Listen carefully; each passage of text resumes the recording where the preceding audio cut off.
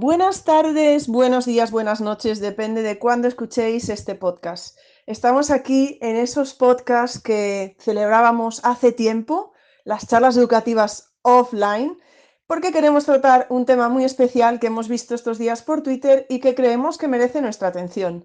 Y ha llegado a nosotros un síndrome llamado Prader-Willi. Y como queremos conocerlo un poquito mejor, pues contamos aquí con dos invitadas muy especiales. Y sin más, os voy a presentar a la primera de ellas. Isabel es la madre de un chico con el síndrome de Prader-Willi. Si decimos esto, probablemente nos quedemos como estábamos. Se trata de una enfermedad rara y por lo tanto poco conocida. Isabel, muchísimas gracias por estar en las charlas educativas y cuéntanos, ¿cuáles son las características de esta enfermedad?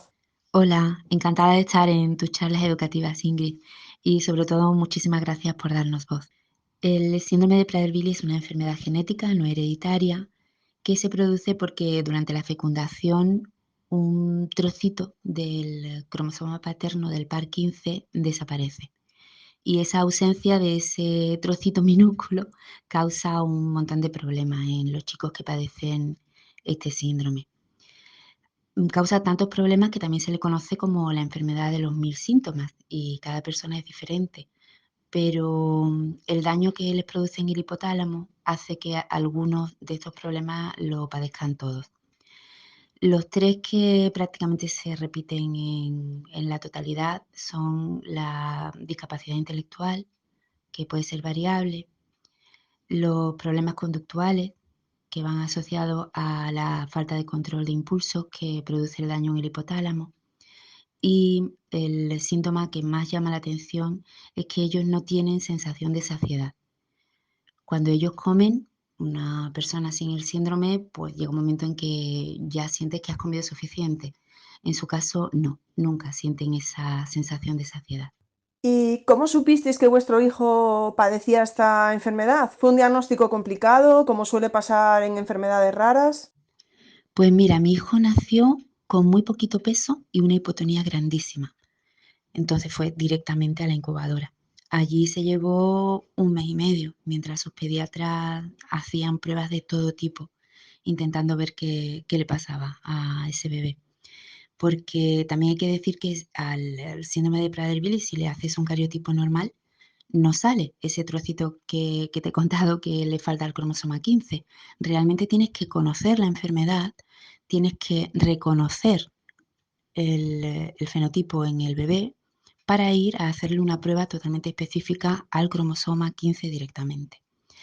Entonces, nosotros tuvimos la suerte de que cuando los pediatras andaban, los pobres ya despistados, dieron con una genetista a la que le encantaba el síndrome, como algo científico.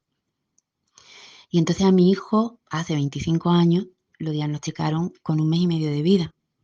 Eso fue para nosotros vital, porque nos permitió empezar con las terapias que necesitan desde muy pronto. Pero hace 25 años no era para nada normal. Lo normal es que se diagnosticara bastante más tarde, después de que los padres hubieran dado muchísimas vueltas de especialista en especialista y después de que de manera a veces dramática se hubieran instaurado en ellos algunas costumbres que hay que tener cuidado, sobre todo de alimentación y de control comportamental. Muchísimas gracias, Isabel. Ahora volveré contigo. Pero no quiero dejar de saludar a Aurora, psicóloga y directora de la única residencia que hay en España que atiende y acoge a 9 personas con este síndrome. Muchas gracias por estar en las charlas educativas, Aurora. Como psicóloga y directora, ¿cuál es tu papel en la residencia? ¿Cuándo se creó? ¿Cuánta gente trabaja en ella? Es decir, cuéntanos un poco cómo funciona la residencia Mil Diferencias. Hola, bueno, muchísimas gracias Ingrid por darnos la oportunidad de contar un poco en qué consiste este síndrome tan poco conocido y también en abrirnos las puertas al mundo para que expliquemos qué es lo que hacemos en la residencia. Bueno, pues en la residencia mi papel es el de directora, aunque realmente nosotros tenemos una organización muy horizontal. Yo ejerzo sobre cuestiones organizativas, pero especialmente desde el punto de vista de la psicología. Elaboro lo que son los protocolos de actuación ante comportamientos disfuncionales cuando los niños cometen errores o vemos que tienen comportamientos que hay que reconducir, de qué forma hacerlo para que no sea lesiva para ellos. También organizo los horarios introduciendo cuáles son los talleres que pueden ser más o menos beneficiosos en función de qué hora del día. Establecemos turnos incluso para los viajes en coche cuando salen a ocio, los turnos de lavadora, los turnos de ducha, todo tiene que estar muy bien coordinado y ser susceptible de cambios si vemos que los chicos no responden bien a ellos para que la paz y la concordia reinen en la residencia. Además desarrollo talleres de desarrollo personal y de educación sexual con ellos, en los que por cierto creo que yo aprendo bastante más que ellos. Esta residencia se inauguró, empezó a funcionar en septiembre del 2022 y bueno, llevamos 15 meses trabajando. En la residencia hay 9 personas, como ya habéis comentado, y hay 13 personas directamente trabajando con ellos. Tenemos 3 monitores en el turno de la mañana y 3 monitores en el turno de la tarde y 1 por la noche entre semanas. Y los fines de semana 2, 2 y 1. Y además una persona encargada de la limpieza. Todos son hombres y mujeres muy bien formados. Tenemos sociólogos, educadores sociales, trabajadores sociales, pedagogos, terapeutas ocupacionales, que además han recibido formación porque han colaborado con la Asociación Española Síndrome de Prader-Willi durante muchos años y tienen una formación extraordinaria en lo que es el síndrome y en la reconversión o en la reconducción de la sintomatología. Pero bueno, lo que más tienen, sin lugar a dudas, es una cantidad de amor y de cariño brutal para entregar, porque el trabajo que hacen es casi una filigrana, llenos de paciencia, de alegría, de ideas célebres y de mucha curiosidad. Lo cierto es que aquí estamos aprendiendo muchísimo y que vemos que ellos pueden dar de sí infinidad, hasta el infinito y más allá. Pensar que no habíamos contado nunca con talleres de teatro que ahora se llevan a cabo. Son los propios residentes los que escriben las obras, quienes las dirigen, quienes eligen el vestuario. Hacemos también salida a un refugio de animales abandonados del Ayuntamiento de Leganés y ellos trabajan con los perros y los cuidan y la interacción es maravillosa y muy productiva pues para ambas partes. También cuidan un jardín y la verdad es que es bien bonito ver cómo disfrutan y cómo gozan de cómo crecen las plantas. Y luego otra parte interesantísima con la que no contábamos, que no pensábamos que iba a ser tan rica, la interacción social entre ellos. Se cuidan, se perciben, se quieren y están muy pendientes los unos de los otros. La verdad es que es un grupo súper cohesionado y cuando digo súper cohesionado no me refiero solo a ellos 9, sino que todos nos sentimos del mismo grupo. Esas son las personas que están siempre allí, estos 13 monitores por turno y los chicos y chicas que viven en la residencia y luego María, mi compañera María Ferrer, la trabajadora social de la asociación y coordinadora, y yo soy la psicóloga de la asociación y la directora de la residencia. Tengo que deciros que tanto María como yo, además del trabajo en la residencia, lo que hacemos es un trabajo directo con personas afectadas por el síndrome de Prader-Willi en todo nuestro país y también con su familia. Pues desde elaboración de informes psicosociales, evaluación de discapacidad intelectual, visitas a centros educativos, participación en congresos y elaboración de material divulgativo, entre esas están nuestras funciones. Bueno, y luego el festival que montamos en verano, porque hacemos un campamento también a nivel nacional, al que vienen chicos con síndrome de Prader-Willi de toda España, desde los 9 años hasta los 45 de momento. Y bueno, en esta última edición ha sido un éxito porque hemos estado con 57 personas. Entonces, bueno, esto es un poco lo que hacemos, esto es un poco lo que la asociación le da a la residencia y la residencia le da a la asociación el poder formar cada vez más y mejor a personal que conozca el síndrome y luego a nosotros una oportunidad maravillosa de elaborar protocolos de actuación y fabricar estrategias para que los padres en su casa puedan llevar a cabo cuando se encuentren en situaciones complicadas con su hijo. Me está resultando súper interesante todo lo que estás contando y me gustaría saber un poquito más cómo es el funcionamiento de la residencia y esa parte social y de actividades que estabas empezando a comentar. Para explicar un poco cuál es, de una forma más concreta, más precisa, a modo de lupa, el funcionamiento de la residencia, tendría que explicaros primero que es imprescindible que todo esté muy planificado y estructurado, como he comentado hace un ratito. Ellos necesitan saber qué es lo que va a pasar en cada momento y cuando los planes se van a truncar necesitan que lo avisemos y sobre todo tener elaborado un plan B si el plan A no se resuelve. A grandes rasgos hay 4 patas sobre las que se asienta la gran mesa de la residencia Mil Diferencias. Una de ellas tiene que ver con la con el desarrollo de talleres de carácter formativo, en el que se trabaja desde la informática hasta conocimientos que han ido adquiriendo a lo largo de toda su vida de cultura general. Ahora mismo están inmersos en un taller de ciencia extraordinario en los que cada uno se ha dedicado a investigar sobre un animal para luego exponérselo a los compañeros, pero también trabajamos lengua, inglés, música, ciencias sociales, arte, que les fascina. Hicieron un trabajo sobre Dalí y Picasso extraordinario. Luego tenemos otra parte que tiene que ver con los talleres de desarrollo personal, en el que hablamos pues de aspectos emocionales, motivacionales, de educación sexual, como os decía antes, que por cierto les genera muchísimo interés y tienen mucha curiosidad. Y todo lo que tiene que ver con el amplio espectro de cómo un ser humano puede crecer y mejorar, que lógicamente es algo que ellos quieren conseguir en su vida como cada uno de nosotros. La otra pata tiene que ver con salidas extraordinarias que procuramos hacer con cierta frecuencia.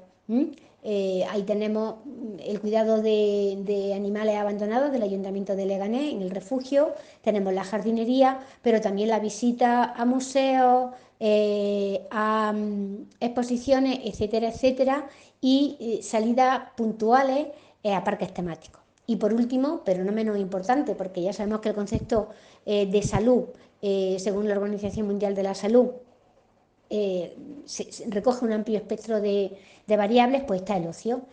Son personas que han tenido muy difícil hasta ahora interaccionar de una forma directa con un grupo de iguales que les resulte positivo, y entonces hacemos muchas actividades de ocio. Ellos salen todas las semanas al cine, después intentamos también eso, compaginarlo con que vayan a la bolera o algún tipo de actividad parecida, pero también hacen otras. Por ejemplo, este próximo domingo vamos a ir al teatro, hemos ido al zoológico, a diferentes atracciones, hacen fiestas una vez al mes, bailamos constantemente y lo pongo en ocio porque me parece que tiene un componente de salud obvio y evidente, pero también de diversión. Hacemos muchísimo deporte, tanto por la mañana como por la tarde se da un buen paseo, y tanto por la mañana como por la tarde bailamos. Nos gusta mucho bailar, nos gusta mucho la música todo, y es una actividad que compartimos con mucha ilusión y mucha alegría. Después, dentro de la residencia hay cintas de andar, bicicletas, que hacen que ellos se muestren un poquito más activos, porque además la forma que tenemos de corregir los comportamientos disfuncionales o la forma que tenemos de motivarlos es con una economía de fichas. Cada uno de ellos tiene una ficha que se completa a lo largo de la semana, por la mañana por los monitores de la mañana y por la tarde de los monitores de la tarde, en la que se obtienen puntos. Cada día ellos van recibiendo una puntuación por el trabajo que ha realizado, y este trabajo de bicicleta estática y demás suma puntos extra, y reciben, como digo, al final de la semana un número de puntos que les entregamos en una tarjeta plastificada con su nombre. Al final de mes tenemos un listado de regalos que ellos han hecho, ordenados por rango de deseo, de las ganas que tienen de tenerlo, y los van canjeando por los puntos al final de mes. Hasta ahora todos ellos han conseguido los regalos que querían, y hemos también conseguido que los comportamientos mejoren mucho más desde la alegría y desde la ilusión. Al final pensamos que todos nosotros hacemos algo a cambio de algo, no tiene por qué ser material, pero también una parte sí, e intentamos que ellos tengan esa misma sensación, que su esfuerzo, su trabajo, lo que intentan conseguir, les repercute de alguna manera en algo tangible y que puedan apreciar. Así que creo que de momento hemos conseguido muchos cambios, muchas mejoras, y queremos seguir andando en este camino del no castigar bajo ningún concepto, interpretar el comportamiento de una persona con Prader-Willi, sea cual fuere, desde la perspectiva de una sintomatología que no pueden controlar, y ayudarle a poner barreras para que sea más fácil que tengan un comportamiento que les haga sentir bien a ellos y bien a las personas que les rodean. Vuelvo contigo, Isabel. Desde el punto de vista de las familias, ¿qué supone para vosotros contar con una residencia como la Mil Diferencias? Pues bueno, imagínate, una vez que eres consciente de que tu hijo no va a poder ser independiente, que va a necesitar un acompañamiento continuo, una vigilancia constante por su propia seguridad, te entran muchos miedos porque, claro, hay que hacer otras cosas. No todo el mundo entiende el síndrome para poder estar con él cuando tú no puedes, y tampoco vamos a ser eternos para estar siempre cuidando de él. Pues de repente encuentras un sitio donde sí se le entiende, donde se le da exactamente lo que necesita y donde él declara a boca llena lo feliz que es, pues sinceramente la residencia es como un sueño hecho realidad. Es calidad de vida para él y también calidad de vida para el resto de la familia. Y yendo de nuevo a ese momento del diagnóstico, ¿cómo seguisteis adelante? ¿Cuáles fueron vuestros siguientes pasos? Después del mazazo que supone el diagnóstico, toca aceptarlo, que no es fácil. Pero bueno, al final te das cuenta de que si tú no aceptas el diagnóstico, no vas a poder ayudarle a él. Así que lo aceptas y tiras para adelante. En mi caso, lo que más me ayudó fue el contacto con otras familias que tenían niños mayores que mi hijo, porque ellos me mostraron el sendero que les había tocado transitar y que yo sabía que tarde o temprano, de una manera o de otra, me iba a tocar a mí y a mi hijo. Yo siempre decía que mi hijo venía con un pequeño libro de instrucciones y que eso me permitía estar alerta a algunos problemas que podían surgir para poder, si no atajarlos, al menos paliarlos en la medida de lo posible y a no sorprenderme también. Aunque bueno, me ha sorprendido en algunas cosas. Así que mucha terapia. De pequeñitos primero pues recuperar el tono muscular del que carecen, luego la logopedia, muchísimo deporte, muchísima visita a especialistas. Lo que más recuerdo de la primera etapa de mi hijo, aparte del no parar, era el explicar el síndrome por todas partes, porque claro, nadie lo conocía. Y yo iba explicando, dando detalles sobre en qué consistía el síndrome de Prader-Willi, pero era curioso porque por más que me creyeran, que claro, me creían, hasta que ellos no veían algún síntoma en plena eclosión, realmente no se daban cuenta del alcance que podía tener ese síntoma en el niño. Cuando lo veían, por ejemplo, con una rabieta fuerte o qué ocurría cuando él tenía comida a mano. Siempre se sorprendían, siempre me declaraban que a pesar de que me habían escuchado, no podían imaginar ese alcance de ese síntoma en concreto. Efectivamente, Isabel, a veces parece que lo que no se ve no existe. Es una lástima, pero bueno, en fin. Y siguiendo con este tema, como estamos en las charlas educativas, no puedo dejar de preguntarte cómo ha sido la vida escolar de tu hijo. Compleja como mínimo. Él ha estado escolarizado siempre en centros públicos. Hizo la infantil y primaria en el cole, luego pasó al instituto donde hizo los 4 cursos de la ESO. Ha tenido lo que se llamaban adaptaciones curriculares no significativas o significativas dependiendo del nivel y de la asignatura. Y hemos trabajado muchísimo con él para ayudarle a alcanzar el nivel que necesitaba. Al terminar la ESO, su equipo educativo decidió que no titulase porque eso le daba acceso directamente a una formación profesional específica, donde ellos tenían la seguridad de que iba a recibir lo que realmente necesitaba. Y eso hicimos. El principal problema que se ha encontrado mi hijo en la escolarización no fue tanto académico, porque para ello, bueno, pues trabajamos y además los profesores tenemos un montón de recursos para ayudarles, para adaptarles lo que necesiten. El problema fundamental fue social, porque le costaba mucho encajar en el grupo de iguales. Ya te digo que el síndrome es bastante difícil de entender para un adulto, pues imagina para un niño o incluso aún peor para un adolescente. Y no puedo perder esta oportunidad porque seguro que alguno me estará escuchando y reconociendo a mi hijo para agradecer al montón de profesionales absolutamente maravillosos que se han cruzado en la vida de mi hijo, que lo han querido, que le han atendido como necesitaba y que le han enseñado un montón de cosas. Aunque cuando hablas con ellos, ellos dicen que es mi hijo el que les ha enseñado a ellos, yo aprovecho para darle a todos las gracias desde el fondo de mi corazón. Me alegra muchísimo que hayas tenido una experiencia tan buena. Y siguiendo en ese mismo sentido de las charlas educativas, Aurora, me gustaría saber qué importancia tiene la formación dentro de la residencia, bien sea la formación del personal, de las personas afectadas, familias, divulgación, etcétera. Desde el punto de vista educativo, la importancia de la formación es brutal. Además, podemos decir que esta formación tiene un recorrido bidireccional. De una parte, la residencia forma a la gente, hace que aprenda. Tenemos un plan de formación dentro de la residencia con 6 reuniones anuales, con todos los monitores en grupo que se reparten las tareas, y yo misma imparto, bueno, pues los últimos conocimientos que haya podido adquirir asistiendo a congresos, conferencias o simplemente por lectura. Los monitores también se preparan partes que comparten con los compañeros y eso lo vuelcan en su trabajo. Pero es que al mismo tiempo la residencia es una factoría de reglas formativas. Al final aquí lo que estamos consiguiendo es poder lanzar al exterior todo lo que dentro se está aprendiendo.